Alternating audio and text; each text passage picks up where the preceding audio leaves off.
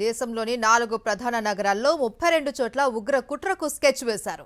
భారీ పేలుళ్లకు పక్కా ప్రణాళిక రచించారు. ప్లాన్ ఎవరికీ అర్థం కాకుండా ఉండేందుకు స్విట్జర్లాండ్ యాప్లో రహస్యంగా చాటింగ్ నడిపారు. కానీ మొత్తం బండారం బయటపడింది. తీగ లాగే కొద్దీ డొంక కదులుతుంది. అల్ ఫలాహ్ వర్సిటీ బాయ్స్ హాస్టల్లో 13వ గదిలో దొరికిన డైరీలో వెలువడిన సంచలన విషయాలపై సాక్షి ప్రత్యేక కథనం. దశాబ్దాల క్రితం బాబ్రీ మసీద్ కూల్చివేతకు ప్రతీకారంగా తాజాగా ఆపరేషన్ సింధూర్ వేళ పాకిస్తాన్లో జైషే మహమ్మద్ కీలక నేతల మరణాలకు కక్ష సాధింపుగా నిద్రాణ ముష్కరుడు తలపెట్టిన మారణకాండ గుట్టు రట్టవుతోంది. ఎర్రకోట వద్ద కారును పేల్చివేసిన ఆత్మాహుతి bomber doctor Umar un Nabi hostel గది వేదికగా పేలుళ్ల కుట్రకు ఉగ్రవాదులు పథక రచన చేశారని ఎన్ఐఏ తేల్చింది. ఫరీదాబాద్లోని అల్ ఫలాహ్ విశ్వవిద్యాలయంలోని బాయ్స్ హాస్టల్ 17వ భవంతిలోని 13 నెంబర్ గదిని ఉగ్రవాదులు తమ రహస్య అడ్డాగా ఉపయోగించుకున్నారు. ఇక్కడి నుంచే అన్ని చోట్ల దాడులకు వ్యూహం పన్నారు.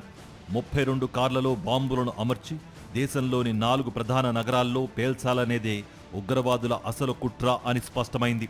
వర్సిటీ హాస్టల్లో ముజామిల్కు చెందిన 13వ నెంబర్ గదితో పాటు ఉమర్ ఉండే 4వ నెంబర్ గదిలో అధికారులు 3 డైరీస్ను స్వాధీనం చేసుకున్నారు.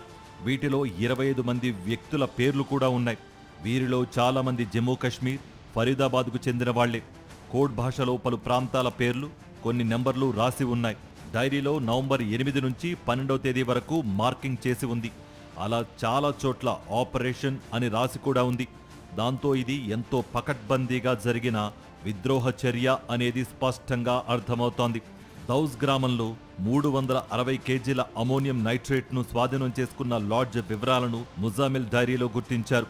అక్రమంగా పెద్ద ఎత్తున కొనుగోలు చేసిన ఎరువులను తమ యూనివర్సిటీ ల్యాబ్లోని రసాయనాలతో కలిపి అత్యంత వినాశకర విస్ఫోటక అమోనియం నైట్రేట్ ఫ్యూయల్ ఆయిల్ను తయారు చేసినట్లుగా అధికారులు భావిస్తున్నారు. ఉగ్రకుట్రలో భాగంగా ఉమర్ ఏకంగా 26 లక్షల నిధులను సమీకరించాడు. ఇందులో 3 లక్షలు ఖర్చు పెట్టి 26 క్వింటాళ్ల ఎన్పీకే ఫర్టిలైజర్ను కొనుగోలు చేశాడు. ఈ ఎరువులను ల్యాబ్కు తీసుకువచ్చి రసాయనాలతో ఐఈడీ బాంబ్ తయారు చేశాడు. అది విజయవంతమయ్యాకే పేలుడు పదార్థాలను సొంత కారులో తమ స్థావరాలకు తరలించాడు.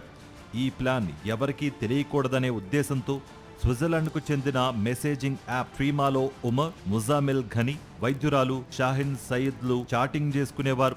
ఫరీదాబాద్ ఉగ్ర మాడ్యూల్లోని కీలకమైన సభ్యులతో చర్చించేందుకు ఉమర్ విడిగా సిగ్నల్ యాప్ గ్రూపును క్రియేట్ చేశాడు.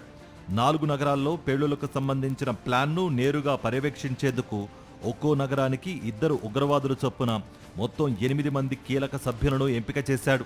ఒకే వర్సిటీలో ఒకే వృత్తిలోని వ్యక్తులు ఉగ్ర భావజాలంలో మునిగిపోవడంతో ఈ విద్యాసంస్థ ఉగ్ర అడ్డాగా మారిందా అనే కోణంలో దర్యాప్తు అధికారులు వర్సిటీని జల్లెడపడుతున్నారు. వర్సిటీకి సంబంధించిన అన్ని రకాల డాక్యుమెంట్లను ఫోరెన్సిక్ ఆడిట్కు పంపించారు. ఇప్పటికే దొరికిన ఆధారాలతో ఇక్కడి విద్యార్థుల ఫోన్ నెంబర్లు, సోషల్ మీడియా ఖాతాలు, సొంత గ్రామాల చిరునామాలు సరిపోలుతాయా లేదోనని చెక్ చేస్తున్నారు. ఈ క్రమంలోనే అరెస్టైన వైద్యురాలు షాహిన్తో సత్సంబంధాలున్న 32 ఏళ్ల వైద్య విద్యార్థి మహమ్మద్ ఆరిఫ్ మిర్ను పోలీసులు అరెస్ట్ చేశారు. ఆరిఫ్ ప్రస్తుతం కాన్పూర్లోని లక్ష్మీపత్ సింఘానియా కార్డియాలజీ, కార్డియాక్ సర్జరీ కాలేజీలో వైద్య విద్యను అభ్యసిస్తున్నాడు. ఏటీఎస్ బృందం వచ్చేసరికి ఆరిఫ్ తన ఫోన్ డేటాను తొలగిస్తూ కనిపించాడు. ఇటు ఉత్తరప్రదేశ్ నెహ్వూర్లోని జిఎస్ మెడికల్ కాలేజీ అధ్యాపకుడు డాక్టర్ ఫారూక్ ఖాన్ను ఢిల్లీ పోలీసులు ఇదే కేసులో గురువారం అరెస్ట్ చేశారు. ఇతను కూడా గతంలో అల్ ఫలాహ్ కాలేజీలోనే విద్యను అభ్యసించాడు. వీళ్లంతా ఒకే ఈమెయిల్ ఐడిని వాడుతున్నట్లుగా అధికారులు గుర్తించారు.